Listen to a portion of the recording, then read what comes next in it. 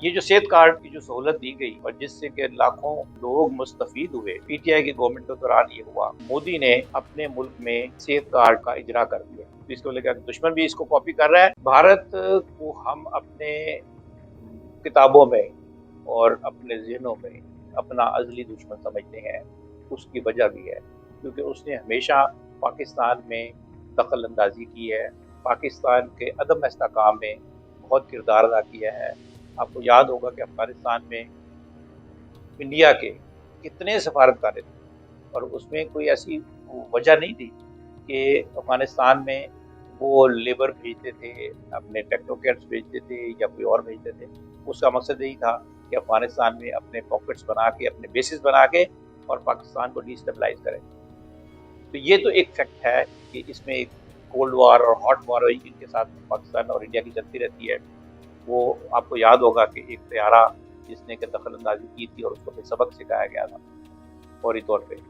तो ये तो एक फैक्ट है कि आपस में पाकिस्तान इंडिया के ताल्लुकात में ये एक दुश्मनी की जो साल हर साल से और जो कि कश्मीर की वजह से, कश्मीर जो एक अक़वाम मुत्तहिदा के मुताबिक उनको हक दिया जाना चाहिए राय दही का, वो नहीं दिया जा रहा और इंडिया उस पर गासिब बनकर बैठा हुआ है। इस दुश्मनी के बावजूद अगर आप देखें कि आपका दुश्मन आपके किसी काम की तारीफ तो नहीं करेगा, लेकिन उसकी कॉपी करने की कोशिश जब करेगा तो इसका मतलब ये है कि वो इस काबिल है वो काम कि उन्होंने वो काम किया है।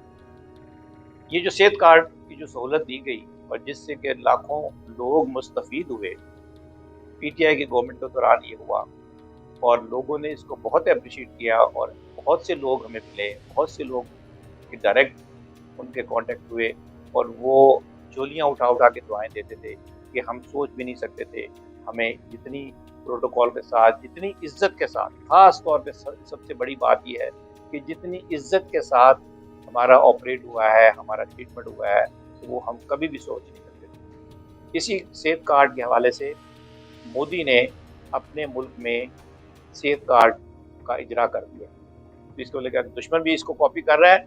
तो it means it is worth copying या इट इज़ वर्थ इम्पोर्टेंट। अच्छा, अब आप देखें कि सेहत कार्ड पर जो इतराज़ात मौजूदा निगरान हुकूमत और इन्होंने लगाए हैं, तो बाकी हुकूमत ने लगाए हैं, वो कुछ इतराज़ात ठीक भी हो गए कि करप्शन है इसमें, इसमें लोगों ने माल बनाया है, लोगों ने किया है। अगर एक फैसिलिटी आप लोगों को दे रहे हैं और उसमें लूप होल्स हैं और उसमें लीकेज है, तो लीकेज को बंद करें ना। आप प्रोग्राम को क्यों बंद कर रहे हैं? आप अगर महसूस करते हैं कि लोग इसको 1 लाख का ऑपरेशन होता है उससे 1.5 लाख कमा रहे हैं, 2 लाख कमा रहे हैं, एक्स्ट्रा कमा रहे हैं, तो आपकी बाकायदा स्टेट लाइफ की भी, डॉक्टर्स की भी टीमें हैं जो उनके बिलों को चेक करता है। इसका मतलब कि सारे आवे का आवा मिला हुआ है, सारे आवे का आवा बिगड़ा हुआ है। लूप होल्स को, उसकी जो लीकेज है उसको रोका जाए, ना कि लोगों की जो सहूलत है उसको ख़त्म किया जाए। क्यों कि पाकिस्तान में पब्लिक सेक्टर के जितने भी हॉस्पिटल हैं वो हमारे मरीज़ों का बोझ नहीं उठा सकते। तो इस कार्ड की वजह से वो जो बोझ था, जो रश था, वो डिवाइड हो गया। प्राइवेट सेक्टर में भी लोग जाना शुरू हो गए। अब कुछ लोग ऐसे सफ़ेद पोश होते हैं कि जो 25, 30, 50 हज़ार कमाते हैं। अब अगर उनको किसी को अपेंडिक्स का ऑपरेशन की ज़रूरत पड़ गई तो इमरजेंसी है, उसे कराना तो है।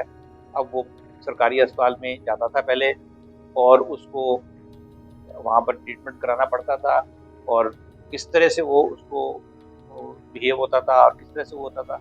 अब ये है कि बाज़ का रश भी होता है, उसमें इन्फेक्शन के चांसेस भी हो सकते हैं ड्यू टू ओवरबर्डन। लेकिन अब इस वजह से, कार्ड की वजह से, वो करीबी किसी भी अस्पताल में जहाँ पे उसको सहूलत है वो गया, जाकर ऑपरेशन कराया और दूसरे तीसरे दिन घर वापस आ गया। तो मैं समझता हूँ कि किसी भी काम को अगर ठीक करना है तो उसकी जो कमियाँ कोताहियाँ हैं उसको ठीक करें, ना कि उस प्रोग्राम को आप बंद करें। अब 8,000 बिजली का बिल कहते हैं जी कि 8,000 जिसका बिजली का बिल है उससे जो ज़्यादा पे कर रहा है या 8,000 पे कर रहा है, तो 8,000 आपकी बिजली की कीमतें इतनी बढ़ गई हैं, इतनी ज़्यादा बिजली की कीमतें हो गई हैं कि बगैर एसी चलाए हुए 2 पंखे और चंद लाइटें और एक फ्रिज, अगर ये भी चलाया जाए तो 8,000 का बिल तो फिर भी आ जाता है। उसमें कितने सारे टैक्सेस हैं, 8,000 का बिल तो फिर भी आ जाएगा। तो एक सफ़ेद पोश आदमी 8,000 तो बहुत कम है उसके लिए, और आपकी बिजली के नर्क और बिजली के बिल और बिजली की कीमतें इतने ज़्यादा है कि 8,000 किसी और दौर में होता था काफ़ी, आजकल तो कुछ भी नहीं है। तो मैं समझता हूँ कि इस किसी भी फैसिलिटी को आप बैन करने से पहले उसके ऊपर होमवर्क किया जाए, उसके ऊपर डिस्कशन की जाए, और उसकी जो कमियाँ, कोताही, लीकेज और पिल्फरेज, जितनी भी सारी चीज़ें हैं उन सारों को प्लग किया जाए, सारे लीकेज को ख़त्म किया जाए, सारी चीज़ों को रोकथाम की जाए, लेकिन फैसिलिटी को जारी रहे।